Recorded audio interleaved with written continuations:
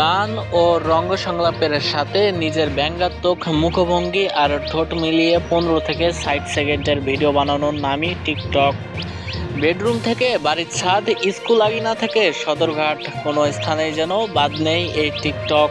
টিকটকের এই খেলায় মেতে আছে শিক্ষার্থী, শিল্পী, তারকা, চিকিৎসক সহ বিভিন্ন পেশার মানুষ।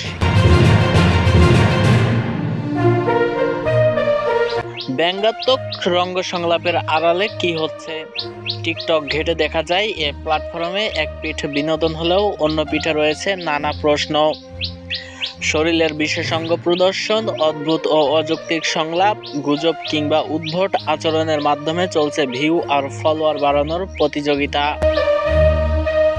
বর্তমানে টিকটক বাংলাদেশের তরুণ সমাজের একটি বড় অংশকে প্রভাবিত করছে। স্বল্প সময়ের ভিডিও হয় খুব দ্রুত জনপ্রিয় হয়ে ওঠে এই কন্টেন্টগুলো। কিন্তু প্রশ্ন উঠছে, এই জনপ্রিয়তা কি ইতিবাচক? এর পিছনে লুকিয়ে আছে নেতিবাচক কোনো প্রভাব?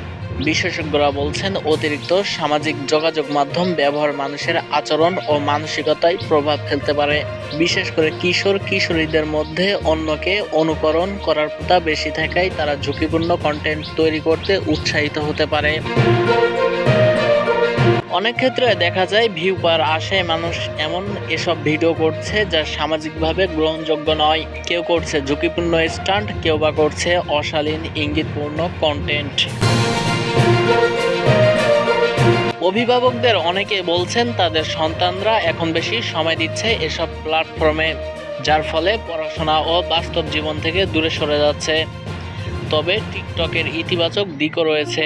অনেকেই এই প্ল্যাটফর্ম ব্যবহার করে নিজের প্রতিভা তুলে ধরেছেন। কেউ করেছেন শিক্ষামূলক কন্টেন্ট, আবার কেউ গড়ে তুলেছেন নিজের ক্যারিয়ার। আতিক আহমেদ, CNT বাংলা।